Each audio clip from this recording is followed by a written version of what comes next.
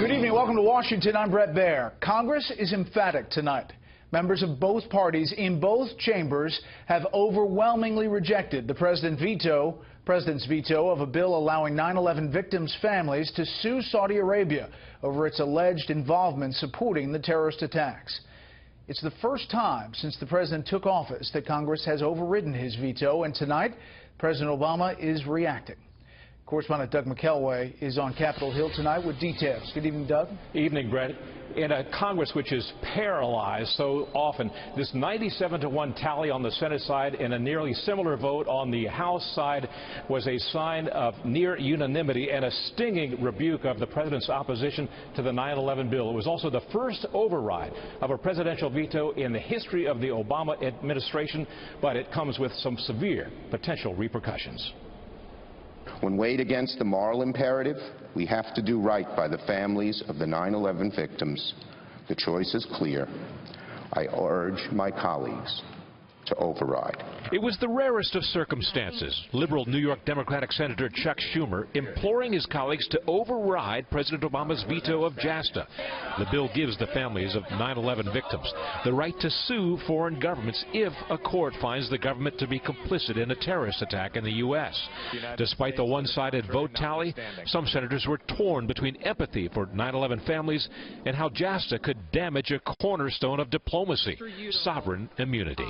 I'm going to support passage of this legislation today, but I do so understanding that there could be, in fact, unintended consequences that work against our national interest. The White House had unleashed its heavy hitters to warn about JASTA.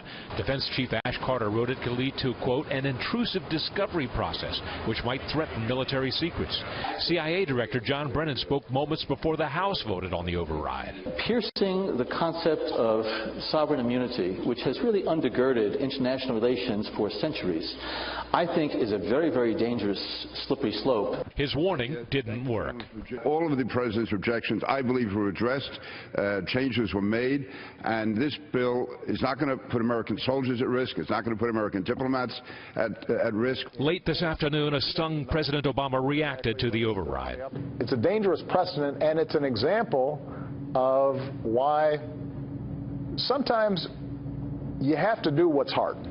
And frankly, I wish Congress here had done what's hard. So far silent is Saudi Arabia, the country most likely to be singled out for lawsuits by 9/11 families. 15 of the 19 9/11 hijackers were Saudis, and formerly unreleased pages from the 9/11 Commission report suggest to some that a Saudi connection to 9/11 should be further probed in a court of law.